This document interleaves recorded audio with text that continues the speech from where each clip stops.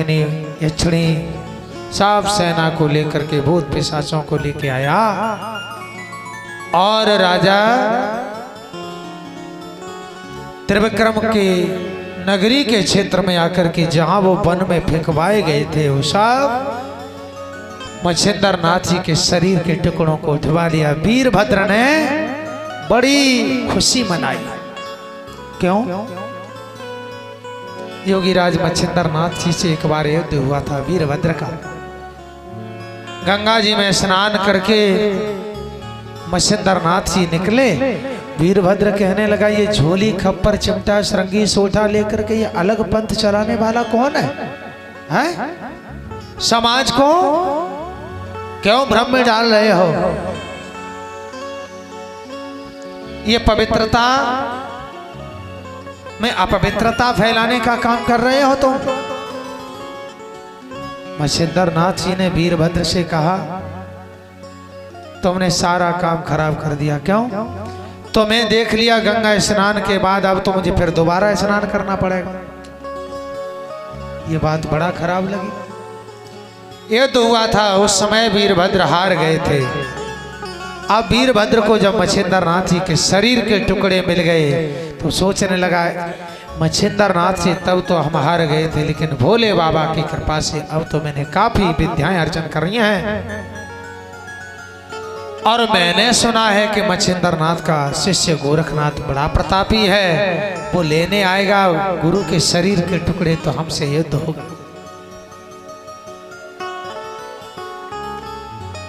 योगीराज मच्छिंद्र नाथ जी के शरीर के टुकड़ों को दबा लिया। गोरखनाथ जी यात्रा करके राजमहल में आए, गुरुदेव से मिले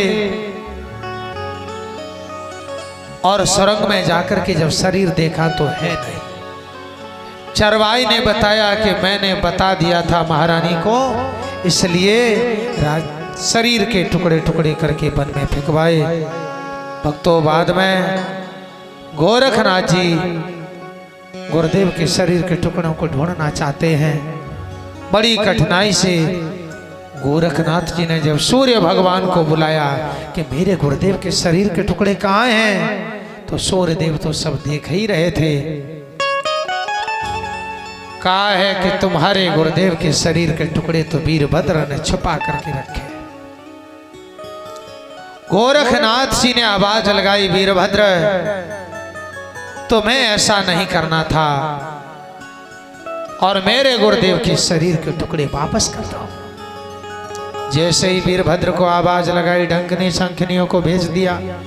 गोरखनाथ जी से युद्ध हुआ और गोरखनाथ जी ने वीरभद्र से भी युद्ध किया। वीरभद्र जब मारा गया, सर कट गया, भोले बाबा सामने आ गए और वीरभद्र के द्वारा गुरु के शरीर के टुकड़े वापस दिलवाए। और गोरखनाथ जी आए हैं शरीर के टुकड़ों को लेकर के, अस्थियों को लेकर के वस्त्र बिछाया, उस पर गुरुदेव की अस्थियां रख लें और अपनी संजीवनी विद्या से गुरु मच्छिंद्र नाथ जी का पूरा शरीर तैयार कर दिया। बोलो गुरु गोरखनाथ की, बोलो सदा से भोलेनाथ की। इधर गुरुदेव का शरीर तैयार हुआ तो उधर राजा का देहांत हुआ। उस शरीर को छोड़ दिया उस आत्मा ने और मच्छिंद्र नाथ जी अपने शरीर के प्रवेश करते हैं। नारद बाबा राजा जीवर सिंह को समझाते, राजन गोरखनाथ जी जब ऐसी शक्ति रखते हैं तो चिंता मत करो, सेवा करोगे तो संतान मिलेगी।